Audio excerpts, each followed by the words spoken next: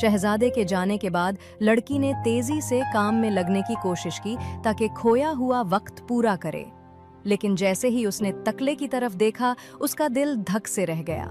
सोने जैसे धागे की चमक बिल्कुल खत्म हो चुकी थी। बूढ़ी औरत की बातें याद आते ही उसके दिल की धड़कन तेज हो गई। अब उसे समझ न आया कि उसके साथ क्या होने वाला है। बूढ़ी औरत रात को वापस आई और जैसे ही उसने धागे की मांद पड़ी चमक देखी, वो फौरन समझ गई कि उसकी गैर मौजूदगी में क्या हुआ है।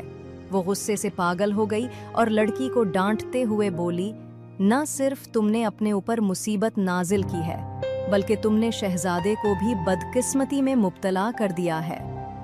अब छोटी लड़की शदीद परेशानी में मुब्तला हो गई। वो बार बार बूढ़ी औरत की बातें याद करती रही और खौफ से कांपती रही कि न जाने अब क्या आफत उसके और शहजादे के सर पर आने वाली है। आखिरकार जब वो लड़की अपने ज़मीर की मलामत बर्दाश्त न कर सकी तो उसने शहजादे से मदद लेने का फैसला किया।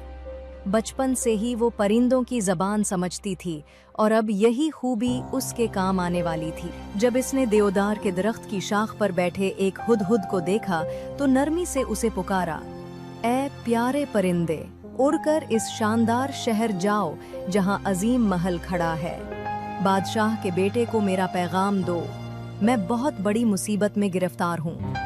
इसे बताओ कि मेरे सोने जैसे धागे की चमक कैसे मांद पड़ गई, बूढ़ी औरत किस कदर गजबनाक है और मुझे किस तरह शदीद आफत का अंदेशा है।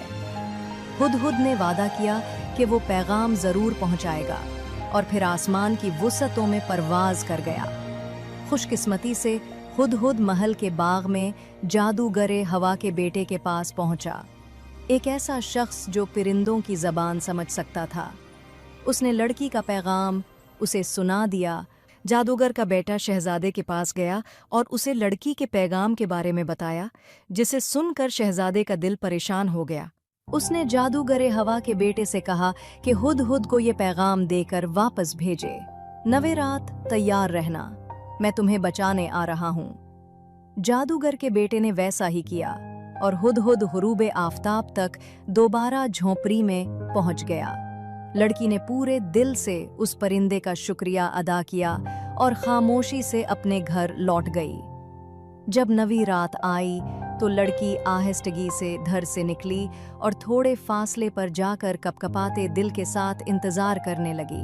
कुछ ही देर में उसे घोड़ों के समों की धीमी धीमी आवाज सुनाई दी और फिर शहजादे की क़यादत में सिपाहियों का दस्ता नमूदार हुआ।